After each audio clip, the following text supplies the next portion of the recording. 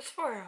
Hey, what's up guys? Panicrafter Chandler here, and today we're going to be talking about dysphoria. Dysphoria can mean a lot of things for different people.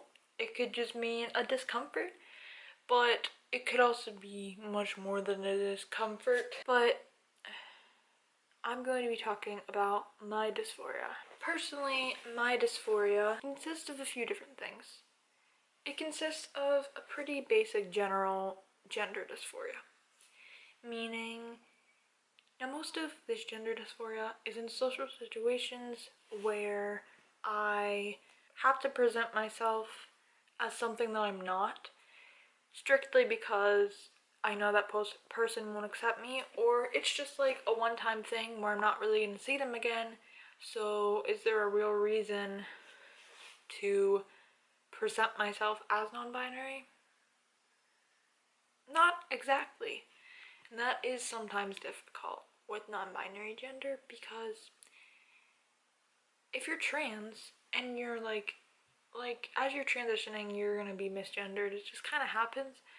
But whenever you like completely are done with your transition, you're probably not going to be misgendered at all.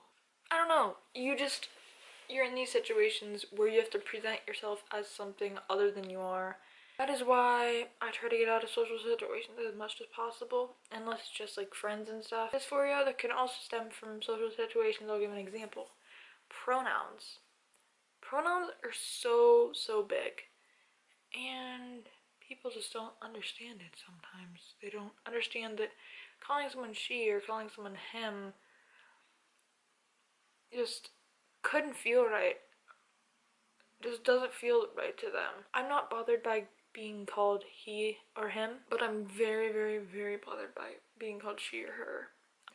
Just because I've grown up with it, and it just bothers me that much more because it's something that people have used for me since I've been born, and it's just something I just don't fit in with. That's why I use they them pronouns. The thing is names. For me, my original name is not something I've really ever been comfortable with, not up until I've been struggling with gender identity. Chandler, I just feel so much more comfortable with, and once again, this is something like pronouns.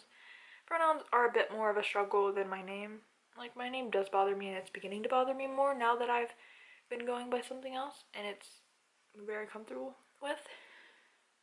Pronouns are definitely worse, and I feel like for some people, name can be worse. For some people, pronouns can be worse, or they're just both equally as bad. Or sometimes it can just kind of flip-flop. It's really different for everyone, and everyone's transition is different. I want to talk about other types of dysphoria that are more like not pronouns or name, but actually physical.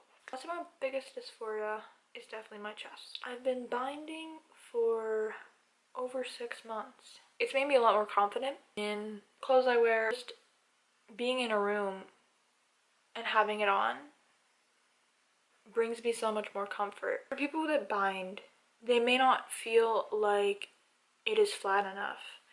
They may put a binder on one day, be super happy.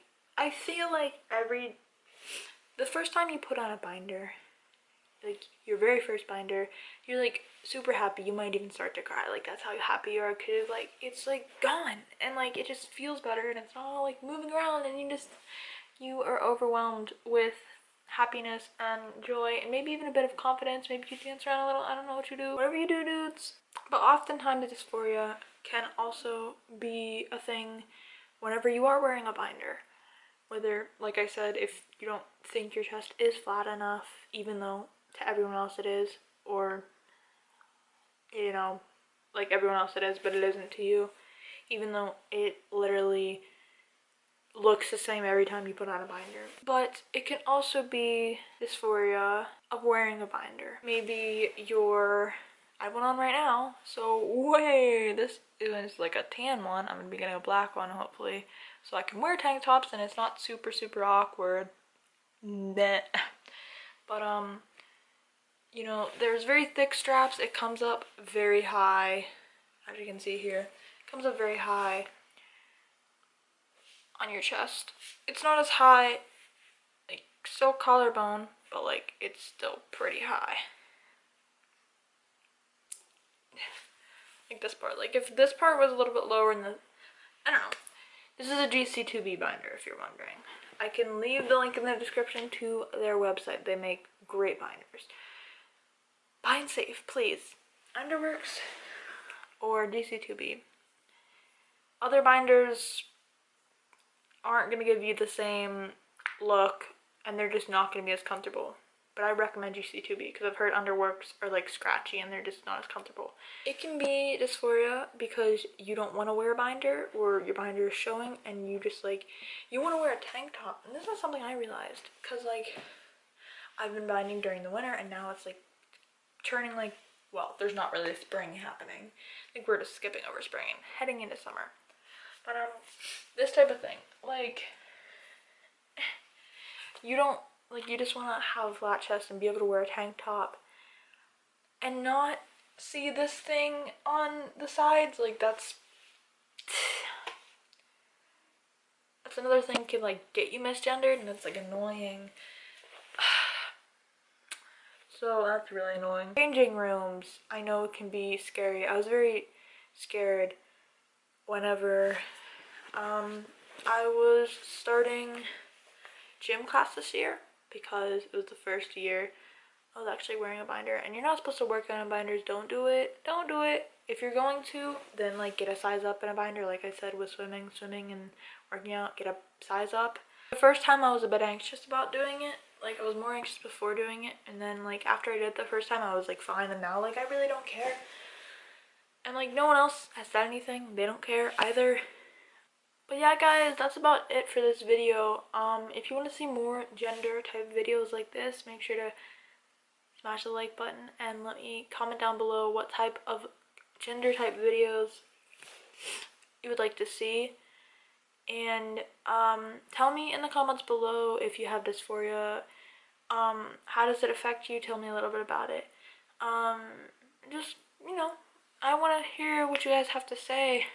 If you ever want to talk, you can DM me on Twitter or Instagram.